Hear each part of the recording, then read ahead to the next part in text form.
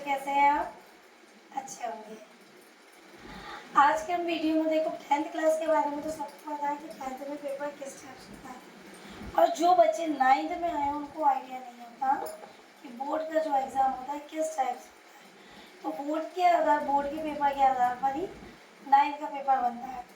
तो इसलिए जो 9th के बच्चे फर्स्ट टाइम पेपर दे रहे होंगे उनके लिए मैंने कुछ यहाँ पर जो एक वीडियो बना रही हूँ, आज का जो वीडियो है 9th क्लास के बच्चों को, उसमें ये आइडिया देना है कि आपका जो एग्ज़ाम आएगा वो किस तरीके से आएगा। क्योंकि अभी तो उन्होंने FA दिए होंगे, UT वगैरह जो उनके एग्ज़ाम में चलेंगे, लेकिन अब ज़्यादातर स्कूलों में 9th के एग्ज़ाम स्टार्ट होने वाले हैं। तो उसी एग्ज़ाम के मतलब बोर्ड का जो आधार होता है क्वेश्चन पेपर का, उसी के बेस पर हम 9th में देंगे। तो जैसे कि पता है कि 17 क्वेश्चन दिए जाते हैं, 17 में से मोस्टली लैंग्वेज का जो होता है ऑब्जेक्टिव होते हैं। सबसे पहले जैसे हमारे जो आपका लैंग्वेज का जो कोर्स होता है, जैसे होता है उपसर्ग प्रत्यय होते हैं। उपसर्ग और प्रत्यय हम पहले बता चुके हैं अपने और वीडियो में कि उपसर्ग किसे कहते हैं और प्रत्यय कैसे कहते हैं। उपसर्ग और प्रत्यय आपको आएंगे, इनके आपको 3 या 4 वर्ड्स लिखने पड़ सकते हैं, या ऑब्जेक्टिव के रूप में जैसे आपको कुछ भी लिख कर आ जाएगा और 4 ऑप्शन में आ जाएगा। जैसे लिख कर आता है दुकान में उपसर्ग का प्रयोग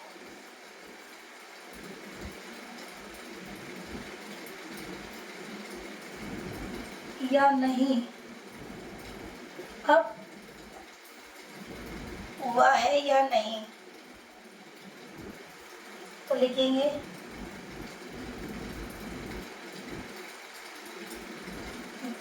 तो पहला आ जाएगा ऑप्शन हाँ, दूसरा ऑप्शन आएगा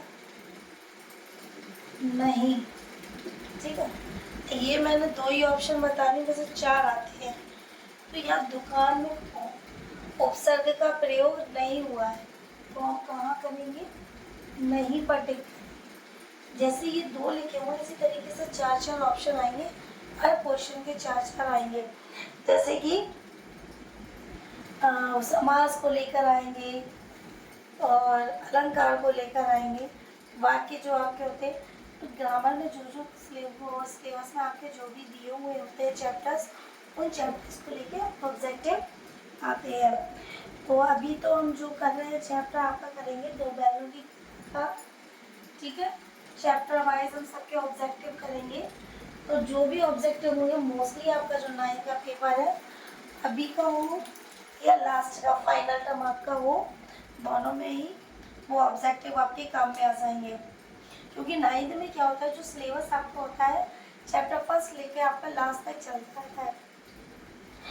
तो इसी के बेस पे हम पहला क्वेश्चन, मैंने कुछ क्वेश्चन यहाँ सेलेक्ट किए हुए हैं 2 बैलों की कथाओं को लेके। तो पहला क्वेश्चन आपका है, पहले दर्जे का बेवकूफ़ किसे कहा गया है। पहले दर्जे का यानी सबसे बड़ा बेवकूफ़ किसे कहा गया है। तो यहाँ पर 4 ऑप्शन दिए हुए हैं जो बिल्कुल मुंह को जैसे लिखा हुआ है, पहले दर्जे का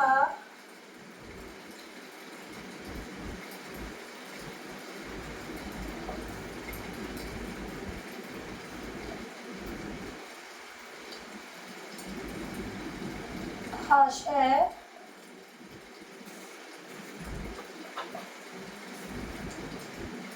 क्या है।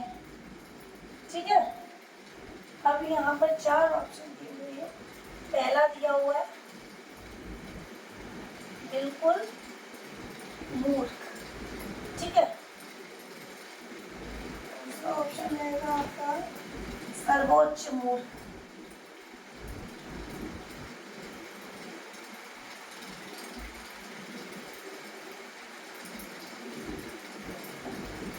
तीसरा रहेगा कुछ मूर्ख।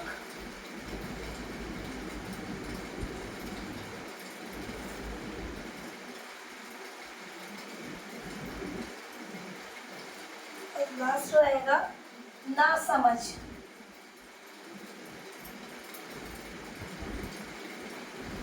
ना समझ। ठीक है, अभी ये जो 4 ऑप्शन दिए हुए हैं, इन 4 में से जो सही होगा उस पर हमें टिक करना है।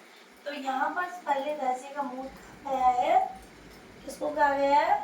बेवकूफ, यानी जो बिल्कुल ही मूर्ख होता है, समझ में आया, उसको कहा गया है।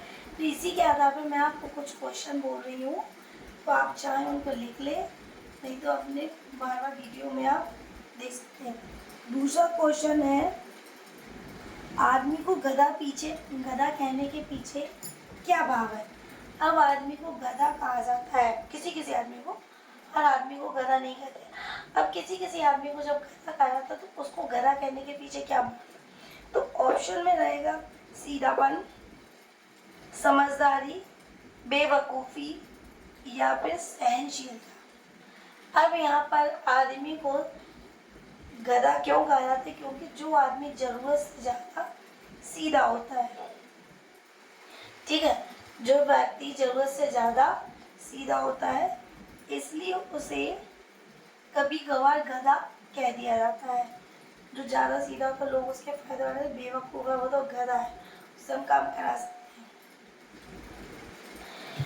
हैं। और इसमें एक और क्वेश्चन इससे ऐसे ही बनकर आएगा, आदमी को गधा कहने के पीछे कौन सा भाव नहीं है?